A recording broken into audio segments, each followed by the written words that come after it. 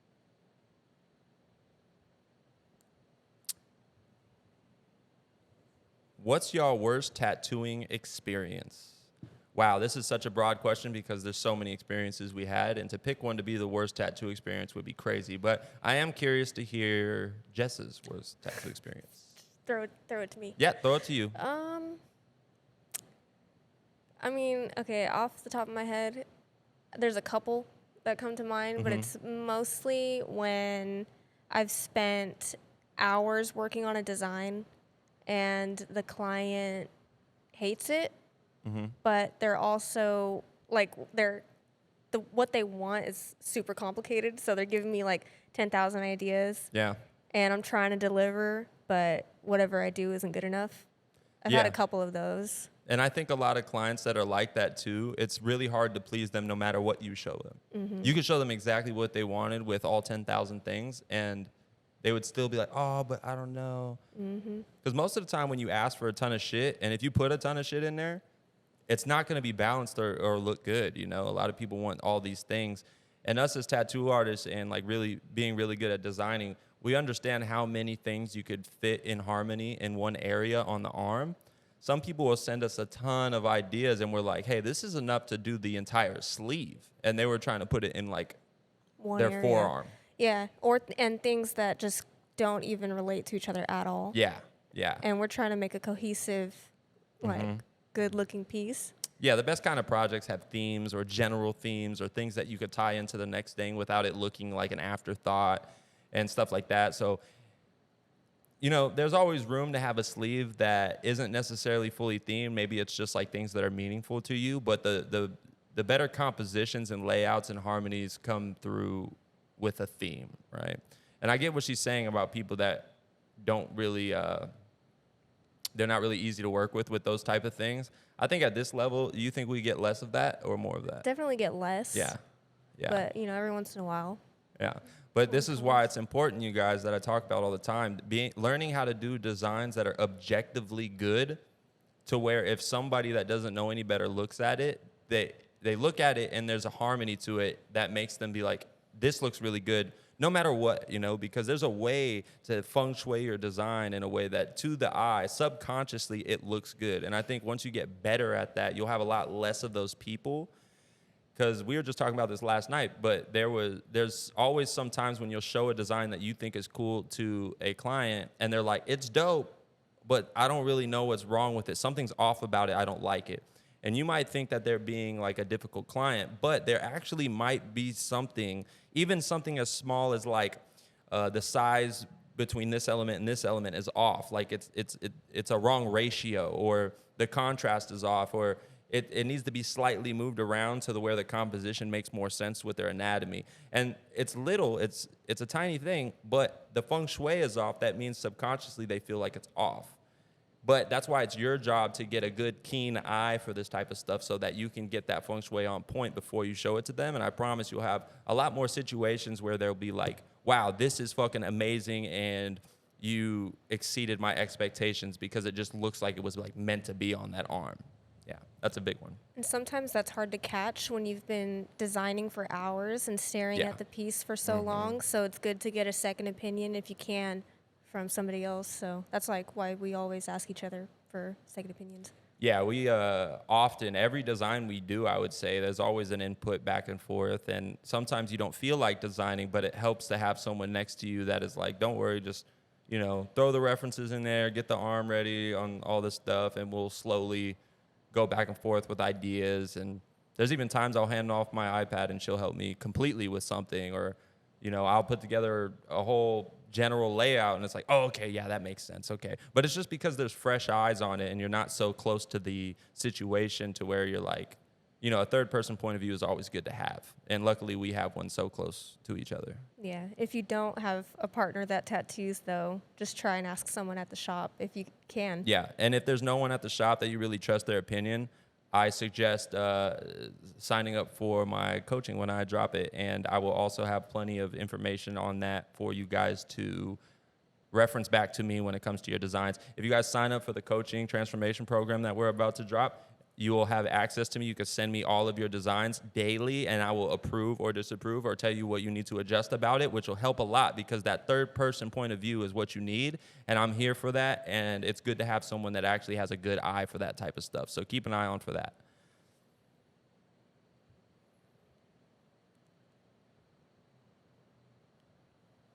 Callie Styles says, it's awesome to see how y'all work together as a team when it comes to designing. Yeah, man, it's invaluable for sure. I don't take it for granted. I remember what it's like to design by myself, especially on the bad days, and it's not easy, man. It gets fucking lonely and hard to bring your best if you're constantly just in your own head about it.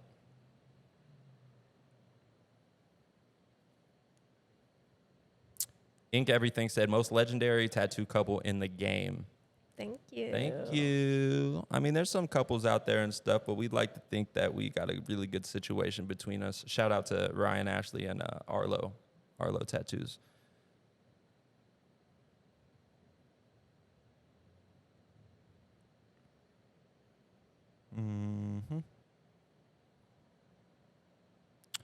Looking for some questions.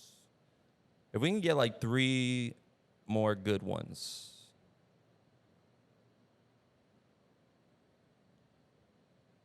Tough because I'm trying not to answer the same questions over and over again. That's a tough one.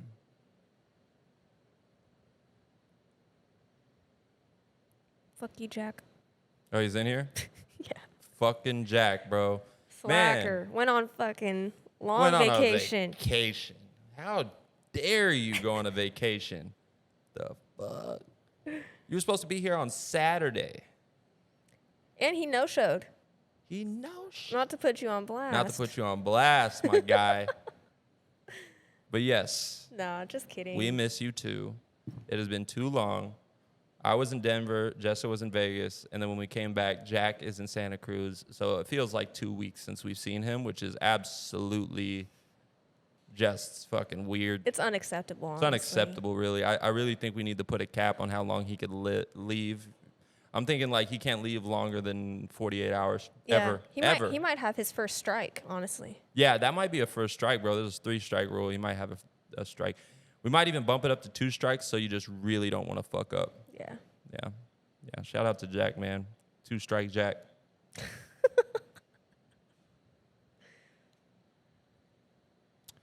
Too Tatted asks, when are you dropping the coaching courses, my guy?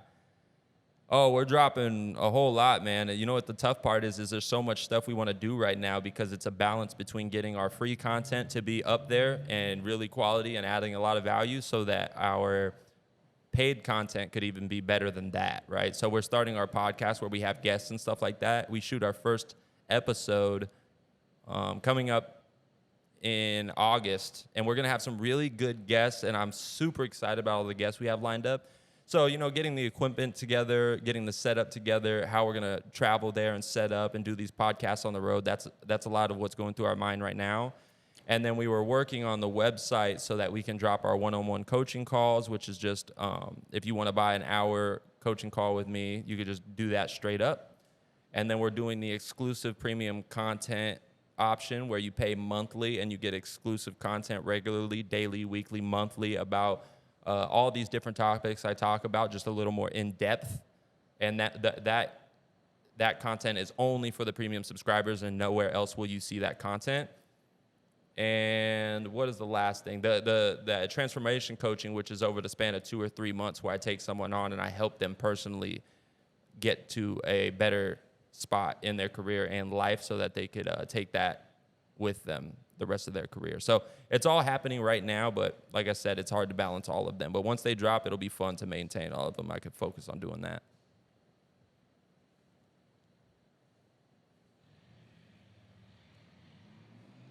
Got a motorcycle in the background.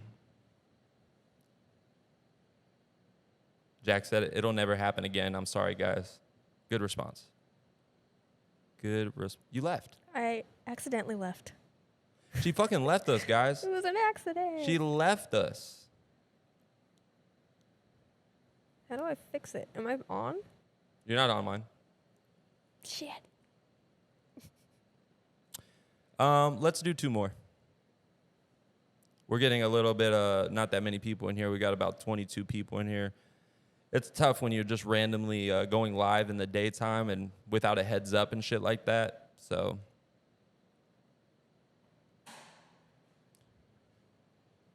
we want to start doing this at least once a week. The only thing is like one of these sessions can last us a month when it comes to the clips.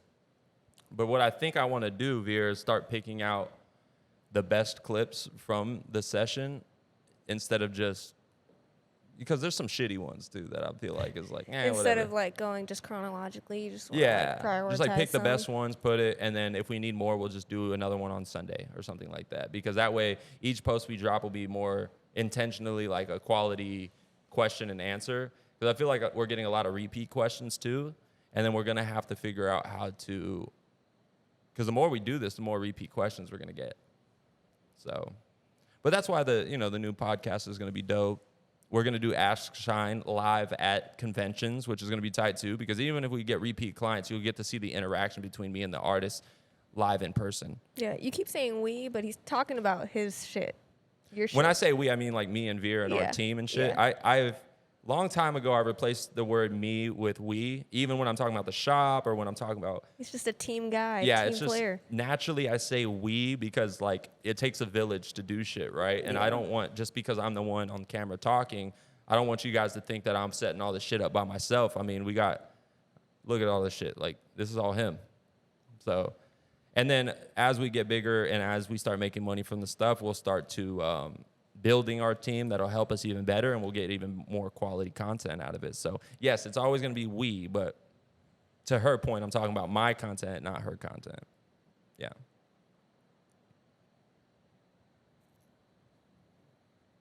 Let me do one more. Hold on.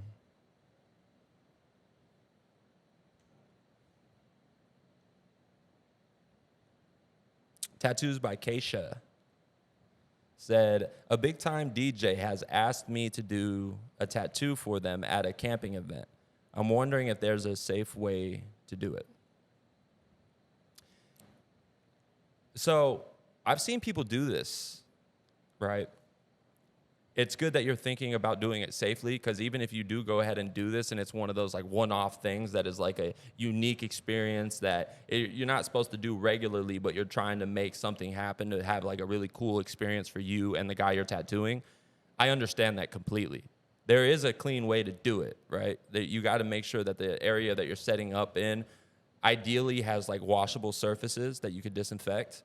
So if it's like a hard floor that's non-porous and you're tattooing off of non-porous surfaces, that way you could bring a bottle of Maticide or something and spray it all down ahead of time, make sure everything's really clean. Ideally, you would bring a tray that's cleanable, so maybe you bring like a stainless steel tray, and then whatever thing you have them sitting or laying on would be cleanable too, even if it's something as simple as like a steel chair that you could really disinfect, right? And mind you, this is not ideal for like a tattoo shop or like an actual establishment, but I'm trying to give you the things to think about if you're doing this random out of nowhere tattoo, right? And then just keep the environment clear. Don't have anything in the environment. Make sure you're using that little 10 by 10 section, just the tattoo. Don't have a bunch of people around it or stuff like that. And then, yeah, you could knock out a quick tattoo on them like that for sure. Just make sure that the cleanliness is there, because the last thing you need is a big-time DJ that's asking you to tattoo and get an infected tattoo, right? But I don't suggest it as a regular thing, but on a one-off occasion, just make sure you keep all the same good habits that you have at the shop and try to replicate that in whatever environment that you're in.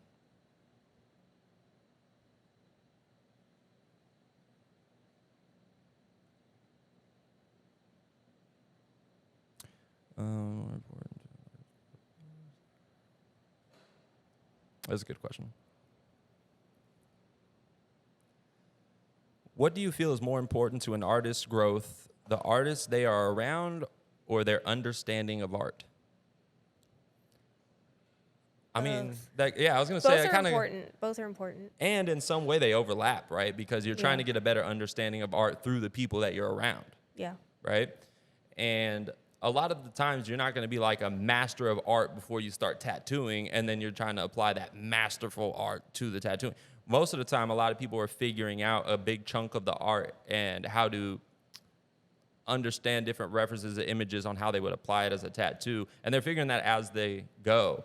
That's why it's a big deal to get around artists that have a good sense of this stuff, a good eye, a good designing process, a good application process, and all of that stuff, so you can pick that up. I'd say both, bro. Like, constantly what you got to be evaluating is, like, your good habits, your systems, your trying new things, making sure that you're being critical of yourself about the things you need to get better at, and then using your resources around you to try to get better at it, right? So if you know that your solid black, you pack it, and then when it's healed, it looks choppy, and for some reason, every single tattoo is like that, you need to figure out how to change that. So whether that be like, oh, I got a guy in my shop who's does the most solid black ever, and it heals super solid black.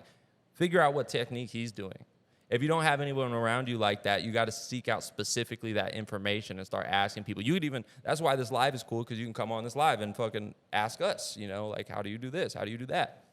And that's why a lot of the coaching programs and stuff is going to be cool, because I could literally take whatever specific thing you need to get better at, and I can help you with it. And I know all of those things are more specific to the person, because people need to get better at different things. Maybe you have this down, but you don't got this down, blah, blah, blah, so on and so forth. But definitely both. Get around good artists and make sure you're constantly improving your understanding of art.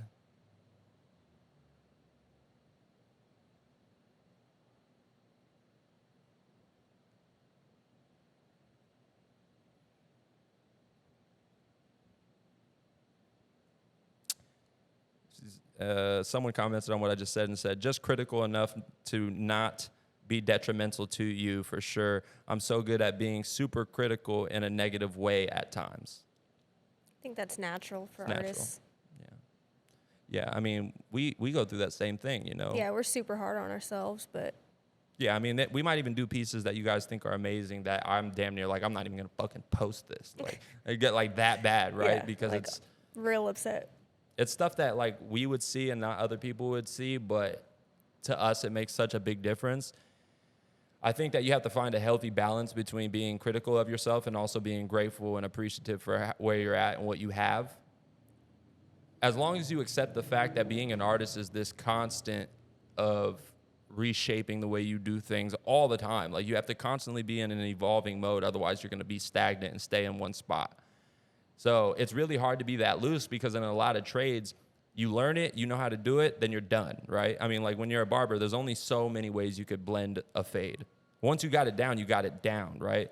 This is different, because every situation's different. All the skin is different. All the personalities are different. There's so many things that could change from person to person that you have to constantly be adjustable and constantly be open to changing your techniques and stuff like that.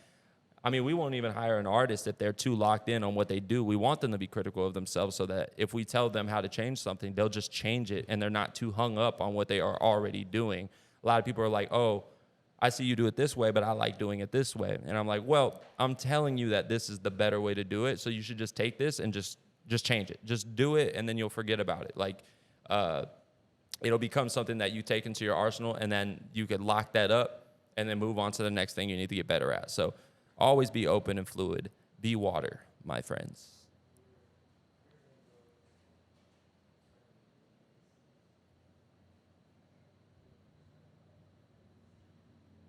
Yes, the ceiling should always rise. All right, guys, we've been doing this for a minute now. I'm trying to make sure there's not any last little questions that we missed that are good.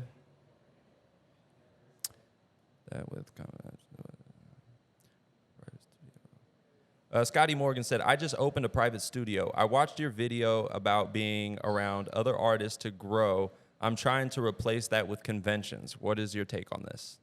I think that's a good way to do it if you can't get it in your shop. Yeah, if you had to and you had no other choice and you don't have space in your shop and you don't plan on getting a space where you can get more artists in there, I mean, doing regular conventions will constantly keep you in perspective that you're a part of something bigger than yourself, and there's also many ways to do this, right?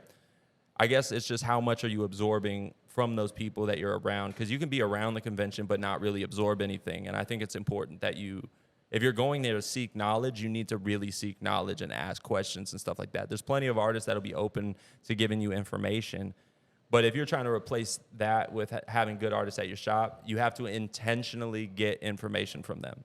I think it's going to be a slower process too. Way Slower slower. learning process if you do it like that. Yeah. We're saying as an alternative, yes, this would work, but it's not ideal. You would still want to be around artists on a daily basis, even just to keep your head in the game, right? Because especially if you go from the hype and how crazy like a convention is and how cool it is, and then you go back to a private studio where it's just you and your client every day, the contrast between that is so stark that it's just like, fuck, like I wish I was around people on a daily basis because you would learn so much faster. Yeah. Yeah. If the only exposure you're getting to other artists is like every couple months or even Right. once a month, it's still not quite enough. Right, because ideally you would have those different perspectives on how to do things on a daily basis. That way you could move a lot faster. I do suggest anybody that's in a private studio on their own, especially if you haven't really fucking mastered what you do, which 99.999% of people have not, including us and stuff. I wouldn't even go in a private studio by myself. I would at least bring Jessa and whoever else I have around me. Ideally, I would be around people still, even at this level, right? So I would really consider that your career is long, and do you really want to be alone in a private studio your entire career? You might even enjoy getting around some art, even if you have to go work at someone else's shop. I know that sounds crazy after coming from your own private studio, but it's going to be hard for you to hire random artists that are as good or better than you and get them to come work in your little studio.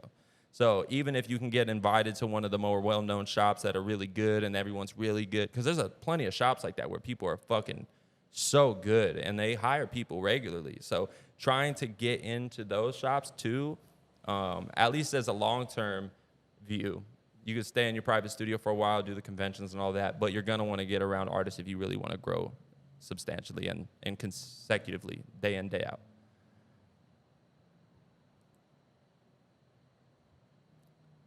Jay Dickerson Inc., are you still thinking about doing design tutorial? Yes, I was just actually working on it last night. I think it'll be really dope and valuable, and when I drop it, you guys will know. All right, let's make sure we didn't miss anything good. Do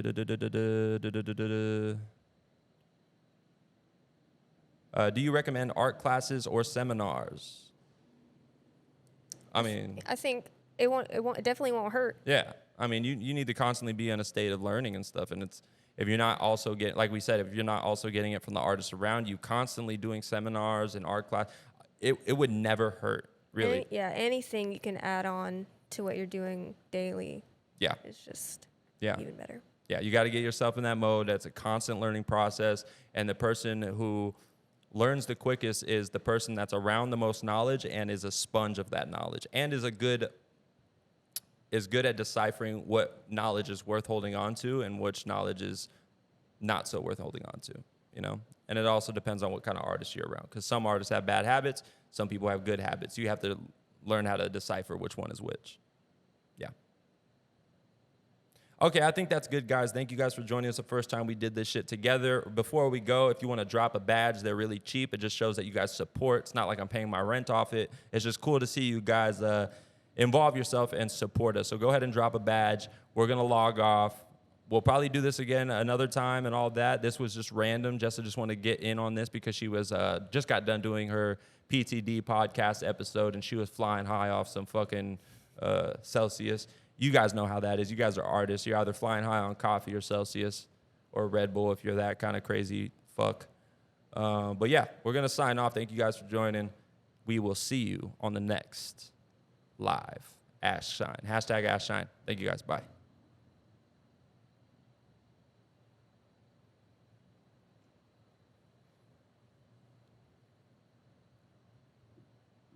Oh, wow. What?